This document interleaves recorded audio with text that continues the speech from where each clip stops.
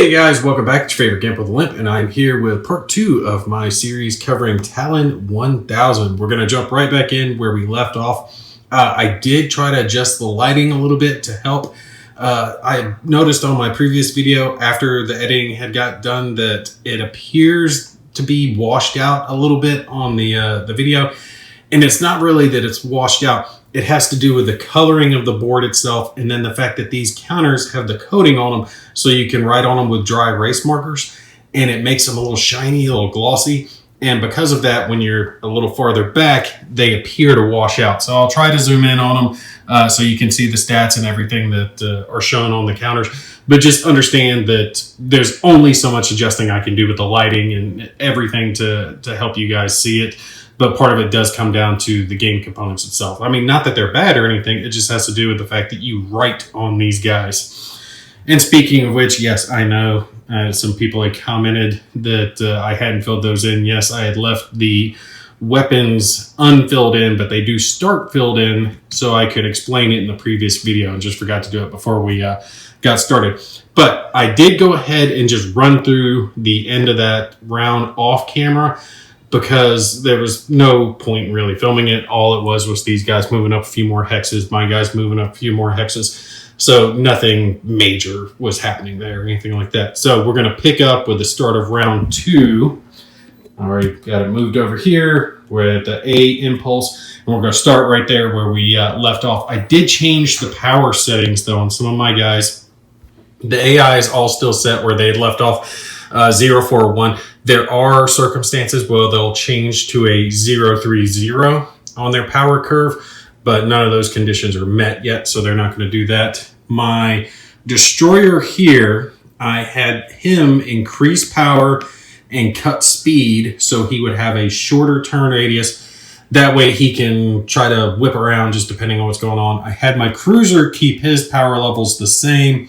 And then my destroyer over here, I actually had him pick up speed in hopes to maybe dip around behind him back over here, try to flank him, because I'm trying to figure out, depending on where the AI moves, if I can focus fire one down. Because if I can do enough damage to take one off the board, it gives me a chance. But their weapons do so much damage, I'm afraid they're going to just blow a destroyer right off the board, and this might end up being a shorter playthrough than I originally anticipated, but we'll have to see how it goes.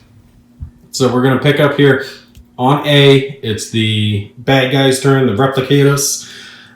We're in the power movement phase for 4, 5, and 6, so they are in their movement phase. Now let me grab the chart, show you guys here. Again, I'm not going to bumping the counter chart. I'm not going to walk through this every single time we're doing something for the AI, but I know some people are curious about how the AI operates, so we're going to do it a few times so you guys can see. All right, so is there a move considering break or burn and fire from other guys? And here's the thing, depending on what part of the impulse you're in, whether it's moving or firing, the AI either assumes a 6 is rolled, and that's generally in your movement for their attacks, or a 1 is rolled, and that's generally if you're considering who they're firing for. There are a few exceptions when it comes to the firing, but some of that's listed down here.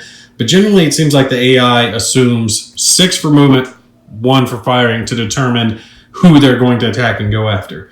So, assuming 6s are rolled, they can cause hull damage. No hull damage can be caused because they haven't caused any damage. So red, no. Do I move this impulse? Yes. Okay, are all true? Break is available. Yes. It's impulse F. No. So we go down. Choose a movement target, your MT. Now, there is the priority targets, and there is a set of requirements when it comes to your priority targets. Let me see if I can flip to it. Okay, here we go. This has to do with what they will choose as a priority target, and priority targets may be assigned if both of the following conditions are met. There is a player ship in the side or rear arc of an AI ship, and that player ship is not in the front shield arc and within 6 hexes of a different AI ship.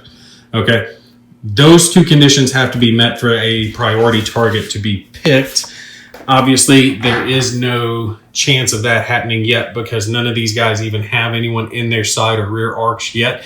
They will later on, but it also requires that there's no one within 6 in their front hex or front arc within 6 hexes. And both of these guys are within 6, and I think this guy's within, he's within 6 of this guy. So like this one has this destroyer in his side arc, but this ship has him in his front arc. So no priority targeting, okay? So back down over here, if no priority target, movement target is the closest ship. And it says to start left and work your way right. So we start here, I'll go to this ship, then I'll go to this ship, and then I'll go to that ship, okay? That's gonna be how it works because it's left to right, and that's the order. They're real close to each other, but this one's gonna be the first. He has this one in his front arc. Remember, your front arc is his front hex, and then the line traces out along the sides, okay? So he's got this guy, 1, 2, 3, 4, 5. That's 5 hexes away. This one, 1, 2, 3, 4, 5, 6 hexes away. So closest target is the cruiser. Cruiser is going to be his primary or his movement target. Okay, so no one's tied. He does have the closest. Is the movement target in his forward arc? Yes. Choose hex that is adjacent to friendly that is done moving this impulse. None. Choose hex that keeps movement target closest to forward center hex row. So your forward center hex row obviously is the one shooting straight out there in front of it. So this guy is just going to simply move 1 forward. Bam! Just like that. And I don't think they're in range yet because I think all their weapons are range 3, range 2. Yeah, so 1 more turn, or my turn, I might be moving into range of them. So that takes care of him. Now we go to this guy. Now this guy we're going to have to determine because both of these ships are equal distant to him. 1, 2, 3, 4, 5, 6. 1, 2, 3, 4, 5, 6. So both of these ships are 6 hexes away from him. So let's follow our little arc here and see where we have. If I don't have it, movement target is closest ship. If tied, enemy with the most hull damage, none. Enemy with the most shield damage, none. Choose randomly. So here's what we're going to do. This guy's 1, 2, 3. This guy's 4 through 6. And grab we'll die, and we'll roll for it. 1, 2, 3. So he is targeting the cruiser. So he will follow the same thing, and we know that he's going to end up just moving 1 forward. After we follow this, he's going to try to move forward in such a way that keeps him in the front arc and all the other good stuff. So let's go. And they can do a side slip, but I know they're trying to avoid entering the same hexes with each other. So we're just going to have him do it. And a lot of times with this, I think it's sometimes easier just to make the judgment call without having to walk yourself through this. And you'll get to know like roughly what the AI is going to do. I don't think you need to walk it through for every single maneuver. Okay, well, this makes sense for what the AI is going to do. You got to be honest with yourself. Don't screw around, but be honest. Now, this guy's a little different, okay? Over here, this is his closest, so he's going to go here. Like I said, I'm going for this guy because I'm hoping I maybe turn around, put some damage. I'm thinking I might have all 3 of my ships target the center one, or maybe I'll target this lower one so I can try to run away from him, but that requires that this destroyer not be destroyed in the process. We might have to see because I might do, if I put a side slip here and I get him side slipped over and put damage down there and have this guy come in and try to hit him. That could work. We'll have to see. But anyway, let's see what he's going to do. So that's going to be his closest target. So we know we're to here is the movement target in my forward arc. Remember, forward arc comes from here, goes out side arcs, go from these 2 hexes, tracing all the lines. So the front arc is actually pretty big, bigger than you would think going out in this direction. So yes, it is in his front arc. So we look here, choose the hex that is adjacent to friendly that is done moving this impulse. He can't do that. Choose the hex that keeps the movement target closest to the forward center hex row.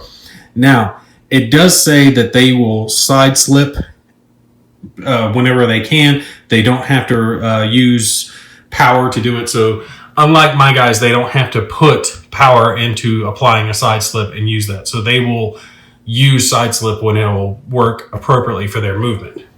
So generally speaking, what they're trying to do is keep your ships within as close to that like front line, okay, of hexes going out from their ships.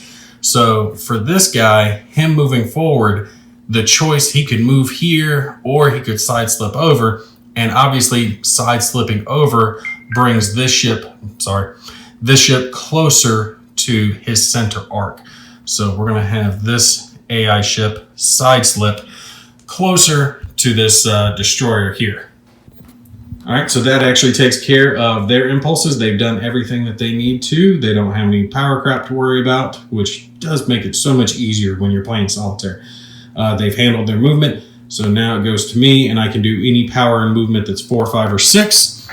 And the only one that I have is this guy here. So what am I going to do with him? It's just his movement. Now I could turn, and I'm thinking I might do that. Because if I turn, I can have this guy here and come around, maybe put some rounds into his rear arc if I can get around behind him, because they're going to keep pushing forward towards this cruiser. So my best chance of doing damage to him is trying to get through one of his weaker arcs, and their weaker arcs are the rear arcs. Now, there is this rule in Talon 1000, right, for Solitaire play that has to do with if you don't have an enemy AI in a ship's front arc at any point in the 6 impulses, you have to mark them. And then if you have like 2 rounds in a row where it starts up like that, where you don't have an enemy ship, the ship's destroyed or something to that effect. And basically it's to do with their gaminess is what they call it, not trying to cheat the AI. In other words, I couldn't have this ship turn around, face this way, and then just speed off just fast enough so this guy couldn't catch him and shoot him, but he would never be able to catch and wouldn't be able to damage this one, and I could use the others to like attack the rest of their ship. So I can't do that in the game. I get the principle of what they're trying to say there. My whole point is that I'm not worried about marking the ships for that, because I'm absolutely trying to damage the enemy and doing all this crap. So the rule is in effect for the game, but it's just to prevent you from like cheating and dragging an AI off. I'm not going to do it, so I'm not going to worry about that rule. My whole point. So yeah, I think I'm going to turn instead of going up on this guy. I was originally thinking that I would shoot around here, but as they continue to move forward, if I came around like this, I would just get myself so far away from them. But if I turn here into this hex, as they move up, I can come around behind them and maybe just stay on his 6, popping away with my little lasers. So we will turn as such. Let me grab a little movement marker. So I mark him with that little 1. And like I said, I put this on the counter rather than up ahead of it. You can do it either way, but when you have multiple ships on the board, it kind of gets crowded. So I think this is a much better way to keep track of how many turn hexes you have left. So he has to go forward 1 more hex before he can turn. Now he could side slip if he had, powered into it as well to get rid of that. But he needs to at least have 1 forward movement of hex before he could turn again. All right. This guy down over here with his 3, 2, 0, he wouldn't have to worry about that. He can turn. He's got 0 turning radius, which is great for these smaller ships, so they can kind of, out-turn the bigger ones. But the bigger ones can blow them right off the board. Now that's all I've got left for this impulse. Don't have a whole lot of movement going on, so we will go into the next impulse. And this is 3, 5, 6. Get to activate in this one. All right, sorry, I had to jump up for a sec because the wife needed help with the kids, and I lost track of where I was. I think, yeah, they don't have anything going on here for that movement phase, so it does go to, or that impulse, so it does go to mine. And I've got power here, I've got power here, and I got movement here for this impulse. Let's do the Destroyer's power real quick. I know he's going to take damage somewhere. We got to reinforce shields, but I kind of want to put a side slip on him too. I don't know. Let's see if he side slips. He going up there. Oh, and since this is Impulse B, this comes off. So I'm going to have to reinforce. Actually, we're just going to go ahead and put that right back on because that's what I'm going to do for the cruiser. And I think I'm going to do the same for the Destroyer. Have him reinforce his frontal shield. So that'll take care of both of their power. And now for the cruiser's movement. Let's see, which way do we want to go? Well, if I move up, because I've got, looking at his weapons, right? I can fire in all three cardinal directions, front and both sides. That's key. So I could cut around this way, try to put some fire onto him, or I can cut around this way. Well, if we want to try to get away from that one, I'm thinking maybe I cut down. This guy can cut around. But if I move up, I do have a range. Antimatter torpedoes, range of 4. But if I move forward 1 hex, that puts me in the 3 to 6 range. So I could go ahead and start putting damage on him, but do I want to try to put damage on his frontal shields? Well, if I go forward and then this one comes across and they're always going to try to be facing me, maybe it would behoove me just to go for his frontal shields and have the Destroyer plinking away at his rear shields and just chew him up. Like I said, there's no way I can take out all 3 of these. It's a holding action. My best chance is to reduce the amount of guns firing at me by getting rid of at least 1. So maybe I move forward. That gives me a range of 3. I hope for the best. 4 damage. Yeah, we're going to go for it. We're going to fire our antimatter torpedo. And we could use our phasers on the next turn to try to plink through the front of the shield and then have this Destroyer come in across as such and put through damage to the hull. Okay, so his movement is going to be going forward, right? And now we're into our firing phase. Let's see. Yeah, we're going to take the chance. We're going to take the chance and fire at the front of his ship. Hope for the best. Like I said, it's going to be a range of 3. Let's mark this off. Yeah. Oh, and by the way, I would absolutely recommend getting a different set of dry erase markers from the ones that come with a game, because the ones that come with a game aren't that good. You can get a couple of different types. You can get ones that are like these that have the erasers, or you can just use your finger like I do. But I have found these are pretty good, the Expo ones, and they wipe off better than the others. That purple one, if you notice, I've been replacing it. This still has a little bit of that purple on it because it was like sticking to the counter. You really want to make sure and wipe it off. Don't leave it on the counters for longer than you need to. Unfortunately, with me playing the game over a set of days to record it for you guys, it's getting stuck on there. But that can stain your counter, so you really want to try to avoid that if you can. All right, so like I said, we're firing our proton torpedoes. We're at a range of 3. So we do need to roll a 3 to 6 to get a hit with 4 damage. I am hoping for a good roll here. All right, come on. Big money, no whammy. 5, got him. Bam, that's what I'm talking about.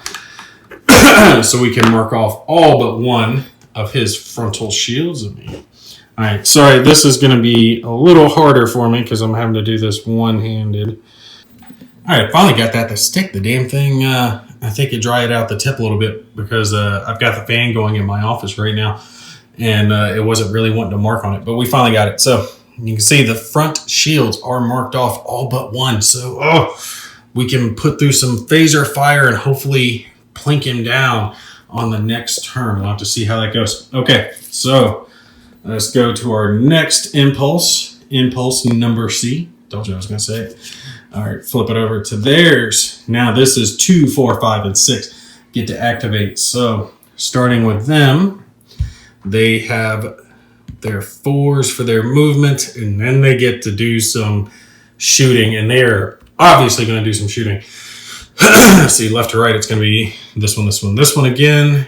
But this one, 1, 2, 3, 4, 2, 3, 4, 5. Ooh, both of these guys are going to plink away right at the cruiser, and they're going to fire at his front. We know it's going to happen.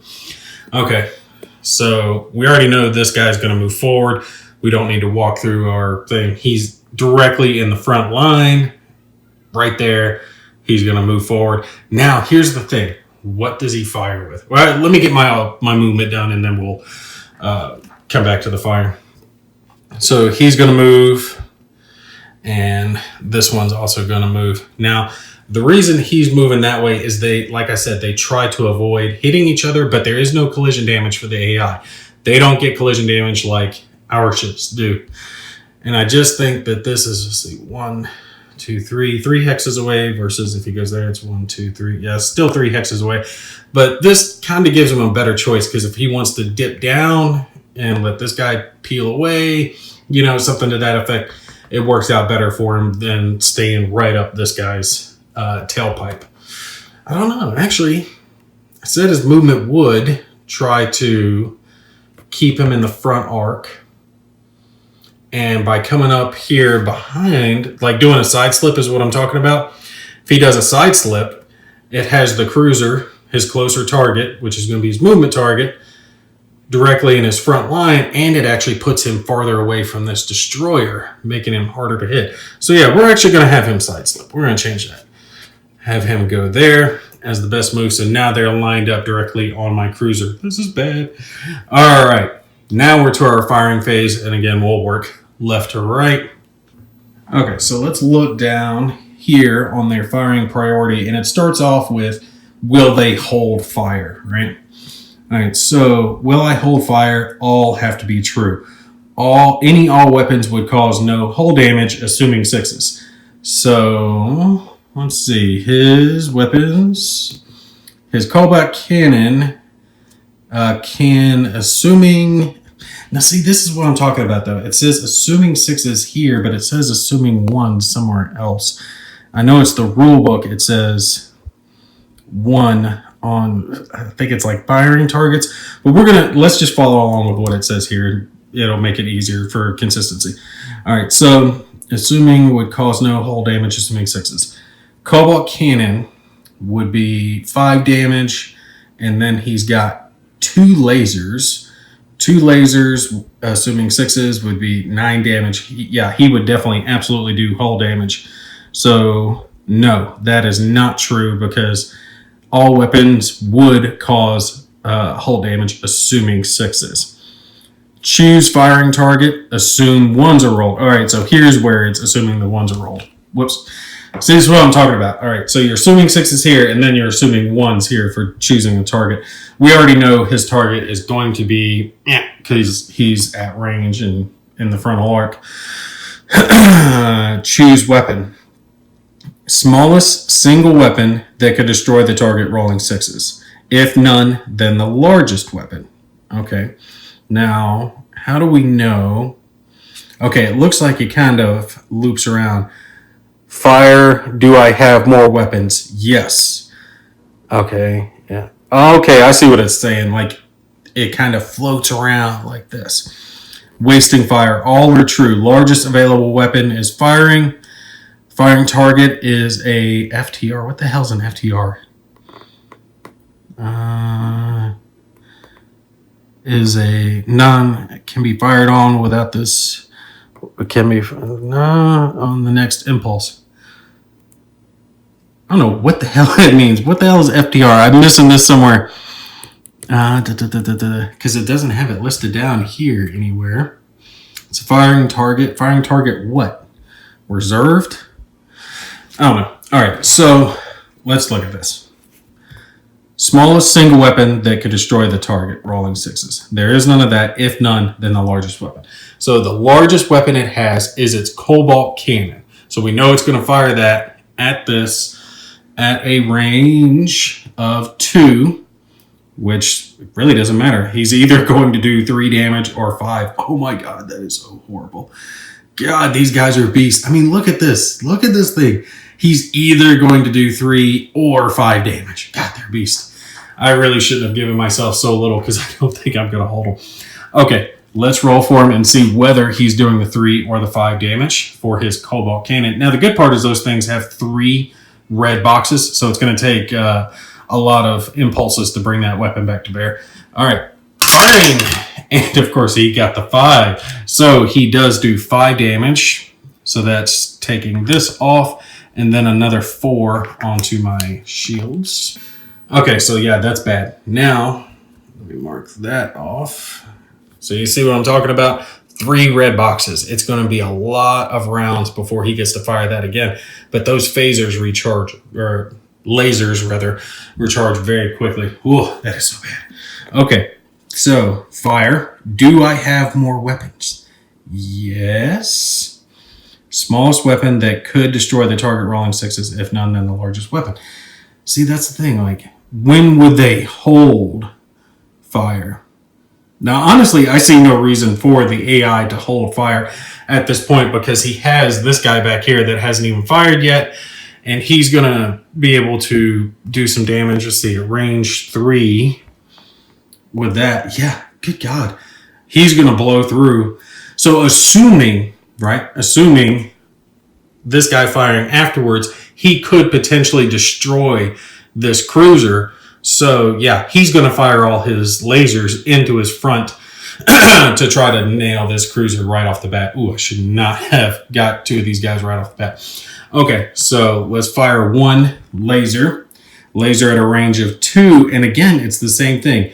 It's either going to do 1 or 2 damage, just depending on which roll. 5 or 6s for 2 damage for his roll. So, first laser. He's going to roll. Now, this other guy, he does not get to fire his lasers into him because he's too far range, but that Cobalt Cannon will work, and he will fire that. All right, so first laser, he's firing. 4, 1 damage. Better than what it could have been. Okay, so that's his first laser done. He has knocked out all my frontal shields. And unfortunately, once once one of your shield arcs are down, you can no longer reinforce it. All right, so you can't reinforce fully depleted shields. If I had 1 remain, I could reinforce it to try to, bulk it up, keep it going. But no, he's done. Anything he takes now on the front goes straight into the hull. All right, he's got 1 laser left. He is going to fire it because he's able to do hull damage, obviously, this time, and it could potentially lead to a destroyed ship depending on what damage he does here. Assuming a 6 is rolled, he does 2 damage, and then the Cobalt Cannon, assuming a 6 rolled, actually destroys the cruiser. So, ooh, this could be bad. All right, let's roll for him. Come on, I need a 1 through 4 here so my cruiser doesn't die. And he got the 4. So that is 1 point of hull damage. Let me see if I can do this without having to place the camera down. Oh, that, come on. There we go. Kind of got that one filled in. Yeah, make sure you keep the caps on your dry erase markers because they will dry out on you very, very, very quickly if you leave the cap off. All right. Got that done. Now, that's all his firing done. All his weapons are done for this round. So the rest of this is just going to be him maneuvering, waiting for his weapons to recharge. This guy is firing next. Sorry, I'm a little choked up there. All right, so he can only fire with his Cobalt Cannon, but assuming a 6 is rolled, he would destroy the cruiser. So he is absolutely going to roll it because he would cause critical damage regardless. So my best chance after taking 2 full alpha strikes. Well, no, not both alpha strikes. Only this guy got an alpha strike off. He got everything. If he was 1 hex closer, then it'd be 2 alpha strikes. All right, so let's roll for it. Again, he is firing his Cobalt Cannon at range 3. A 4 to 6 means a absolutely destroyed cruiser at this point. So let's hope for a 1 to 3 just so I can try to ram the cruiser into him and blow him up. And 6. Look at that. Of course we roll a 6. Of course we roll a 6. Wow, this sorry guys, this game's going to end very, very, very quickly.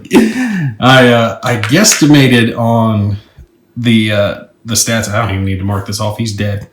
What am I doing? I guesstimated on the stats for these guys. Like, okay, I figure 3 ships, I should be able to hold them off. Nope, I am definitely not holding these guys off. All right, so his Cobalt Cannon is done. So at least 2 of them have used their big weapons, but I have only done some shield damage to the front one, and they have wiped out my biggest ship, so this is bad. No other targets for him. He is going to fire over here. And yeah, he's probably going to destroy this destroyer over here, man. Oh, this is bad. This is bad juju. Because he's at range 2, so he gets to fire everything. And there's only 3 shields on these destroyers. Okay, this is bad. All right, so again, we're looking here. And he's going to just use his largest weapon because why not at this point? All right, let's roll for him. 4 through 6 equals big whammy. Of course it is. All right, now at this point, when you're targeting, right, he's firing out of his frontal arc, but my ship has him in my side arc. That's how you determine what shield that is being hit, right? So he's in my side arc, which means he does all damage to my side arc. If he was 1 hex over here firing in, he would do his damage to my front arc. So that is 5 damage. That is actually going to help because I can show you guys what a critical is because we are actually filling that in. Hold on. Okay, so when you fill in one of those little orange ones, there's one that hasn't been touched, obviously, that you see there. That is a critical hit, and you have to roll on the critical table, which is right over here. We have to roll 2d6 to determine what happens, and it can be anything from nothing to damage to your ship to the core breaching and it blows up. So let's roll 2d6, see what critical we receive. We got a 9. A 9 is random weapon group destroyed. I don't think that's going to matter. I think he's going to be destroyed anyway because all he's got to do is fire his both remaining lasers into my hull and he will destroy me even at 1s being rolled. So let's go ahead and roll for him and just see how much damage he does. See if he kills me in the first laser roll. All right, he's firing at range 2 with his laser, which means 5 to 6 will do 2 damage. So first shot, he does 1 damage. Second shot does 2 damage.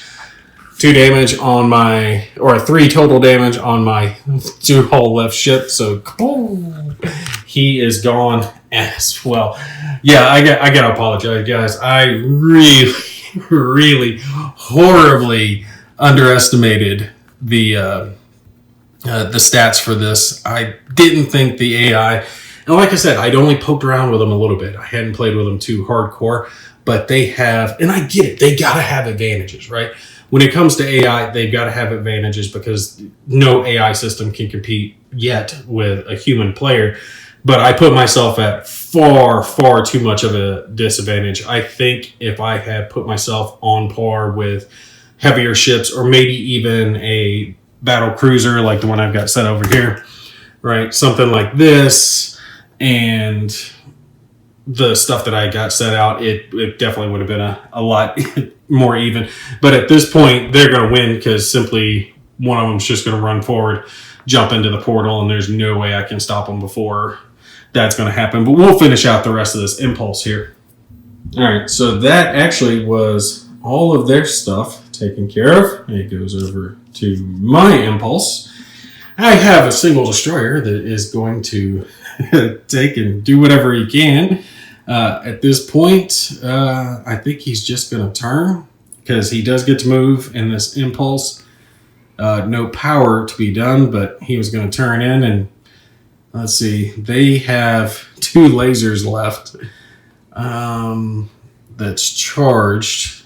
And yeah, they used up all the other stuff. Forgot to mark off this Cobalt Cannon. Yep. So he's marked off all of his weapon groupings, and this guy just has 2 lasers left. At most, he can do 4 damage. But at most, I could do, if you look at phasers up here, the most they do is 2 damage. So at most, I could do 4 damage, just depending on the range that I ended up firing at him at, but I don't think I'm going to be able to do too much more to him. All right, so if we go to our next impulse, let's just see what happens for the rest of this round. That is 3s, 4s, 5s, and 6s. So they get to activate. I get to do a power phase on my segment. Now, like I said, I was going to have one move directly towards the portal while the other two focused on the remaining ship. We'll have this front one, since he's closest, head towards the portal for his movement. This guy is in the frontal arc, but he needs to turn to get his arc more on him. So would he go forward one and then turn? Yeah, I think he would do that. Or side slip. Yeah, we'll actually have him side slip because that gets him closer to this enemy ship here, my last remaining destroyer. And this one up here is obviously going to turn and come in as such, heading directly for my last remaining ship. All right, goes over to mine. I only have power that I can do. So actually, let's put on a side slip. Let me grab one of those. Just in case I need it, because it's not going to matter. They're going to blow me out of the water anyway. All right, that takes care of that. Go to the next impulse. Next impulse, 6s. None of us have 6s going on, so boom, boom. And then the last impulse is F for their movement. They get to go first. Like we said, we already know this guy's moving forward. What's he going to do? See, if he goes there, still has me in the frontal arc.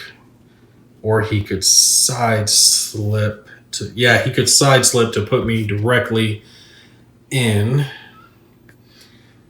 And... I was trying to look like, could I get anywhere near his rear arc, or one of these guys' rear arcs, but I really don't think there's anything I can do on that. I could side slip and maybe turn in on him. Maybe do some hull damage. This one's going to go straight forward. Yeah, if I side slip and turn, save my lasers. Or if I side slipped this way, would that work? Yeah, because he would move up, but then I would be turning into his hex.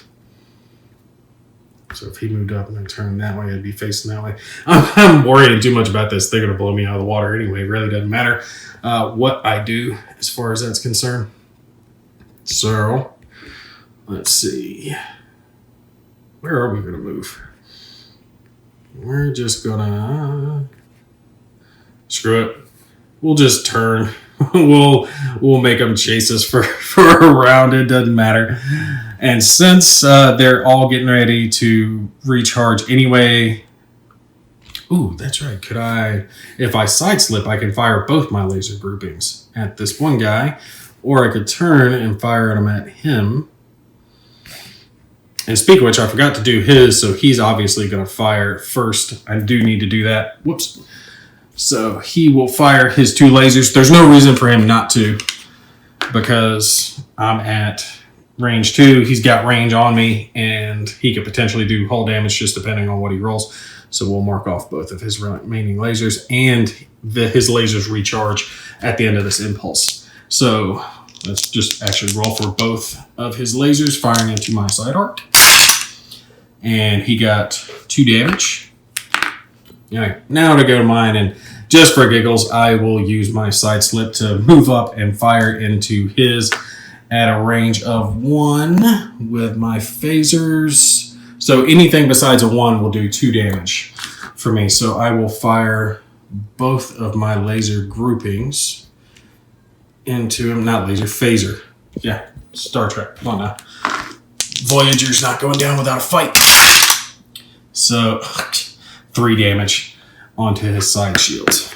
All right, so that actually takes care of Impulse F. I finish that round. We'll be coming back to A and then going on to round 3. Let me show you guys what I was talking about as far as recharging and stuff that you can do in between the rounds. They can adjust their power settings, but like I said, they're only going to do that on rare circumstances that are listed down in the Talon manual for the Solitaire AI.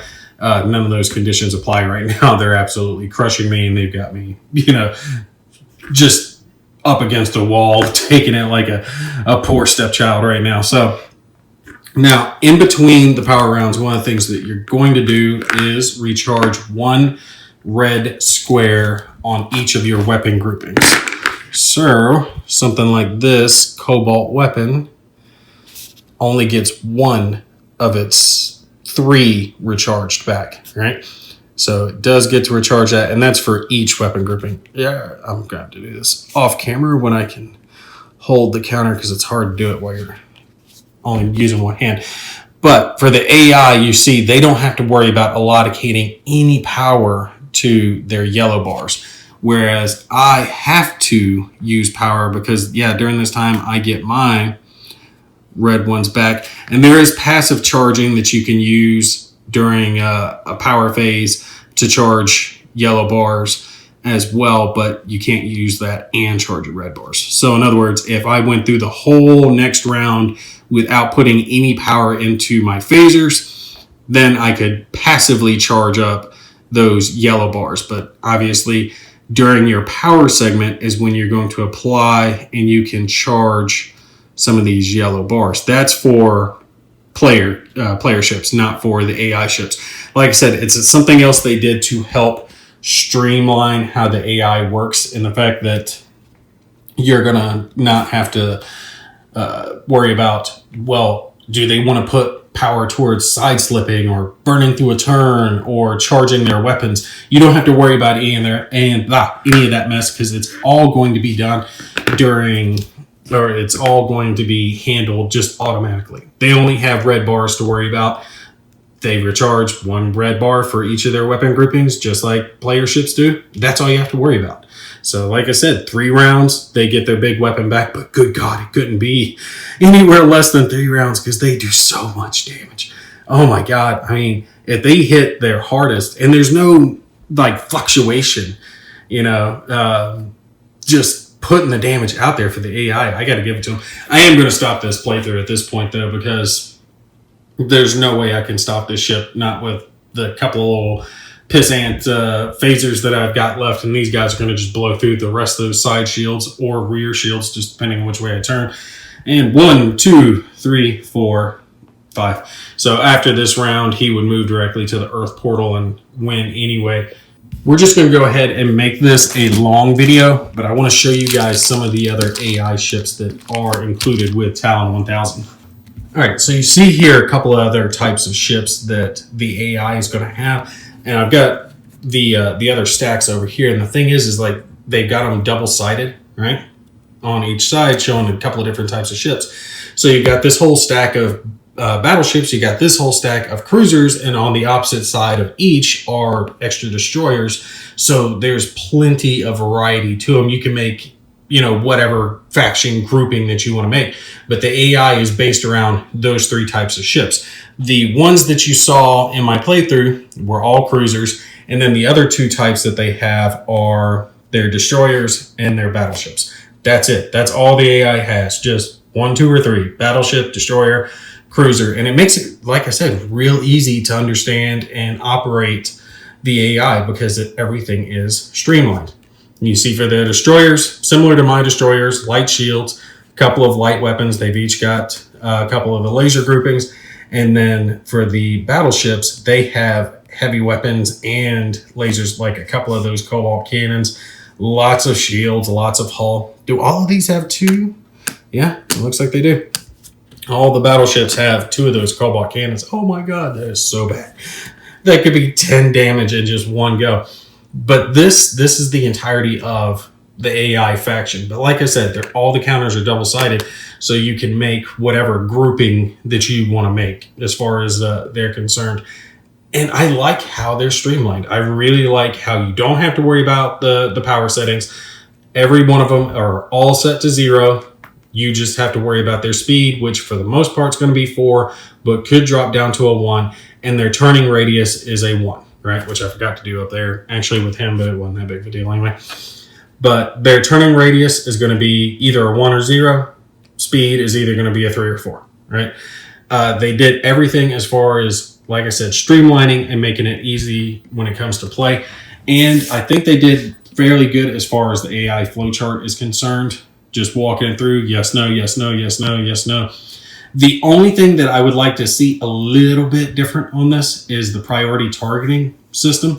I think that possibly should be handled a little differently to give them more chances to have priority targeting. But I think they put the priority targeting in to try to prevent players from gaming the AI system.